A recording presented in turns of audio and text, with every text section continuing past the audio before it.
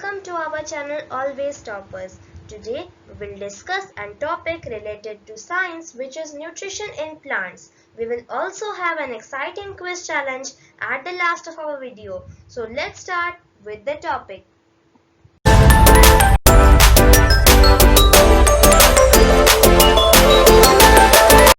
So the first question which will come to your mind is, what is nutrition? Answer is, the process of obtaining and utilizing food by an organism is known as nutrition. Let's learn about it in detail. On the basis of food habits, the modes of obtaining the required nutrition by the body have been divided into the following two categories. Means the types of nutrition are of two categories. They are autotrophic nutrition and heterotrophic nutrition. Let's learn about them. So the first one is autotrophic nutrition. It is the mode of nutrition in which organisms can make their own food from simple raw materials. All green plants and some bacteria are autotrophs. Here we can see the picture of photosynthesis, means all the green plants and some of the bacteria can make their own food from simple raw materials. So they are autotrophs. Coming to the second topic, heterotrophic nutrition.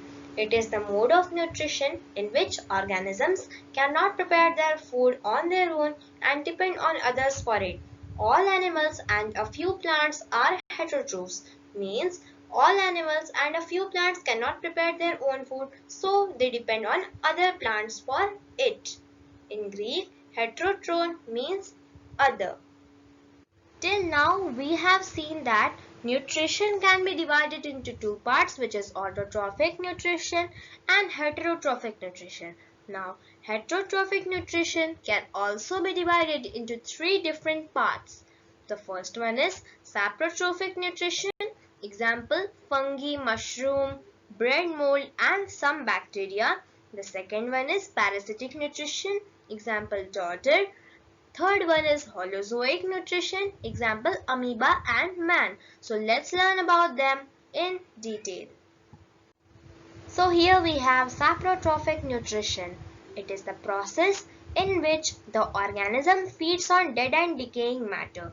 This type of digestion is called extracellular digestion. The organism secretes digestive juices directly onto the food. These digestive juices make the food soluble. The organism then directly absorbs it. Here we have some examples. Rhizopus, which means bread mold. Yeast, agaricus, which means mushroom. Here we have one picture of mushroom. You can see it's growing on dead and decaying matter. Hence, they are saprotrophic nutrition. Now we come to parasitic nutrition.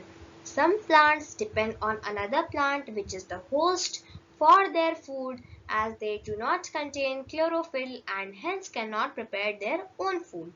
These types of plants are called parasitic plants. Example, Cascuta or dodder plant. Here we can see the picture. The Cascuta is growing on another host plant.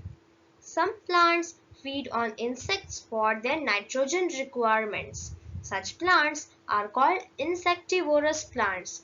Here we have some examples: Venus flytrap and pitcher plant. The first picture is of Venus flytrap and the second one is of pitcher plant. They both catch insects to fulfill their nitrogen requirements. I hope you have understood the topic clearly. Next, coming to photosynthesis. We have already learned that plants can prepare their own food by the process of photosynthesis. Now let's see how they prepare their own food. The process by which green plants make their own food in the presence of sunlight and chlorophyll using carbon dioxide and water to release oxygen and glucose is known as photosynthesis. This definition is very important. You should by heart it. And here we have the photosynthesis equation down in the picture. Carbon dioxide plus water in the presence of sunlight and chlorophyll gives out glucose, which is sugar, and oxygen. You have to memorize this. This is very important for your exams. Next, coming to symbiotic relationship. Sometimes two organisms live in close association and develop a relationship that is beneficial to both. This is called symbiotic relationship. Means there are two organisms, they help each other to support their survival.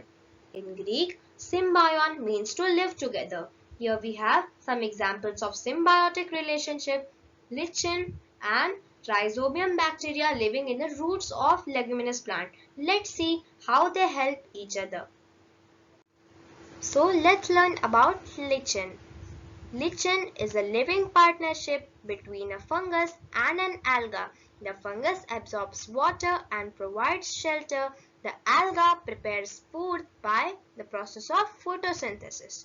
In this way, they both help each other, forming lichen.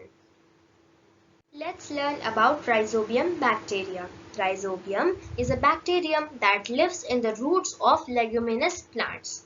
It converts nitrogen from the atmosphere into a usable form that can be utilized by the plants. The plant, in turn, provides food and shelter to the bacterium.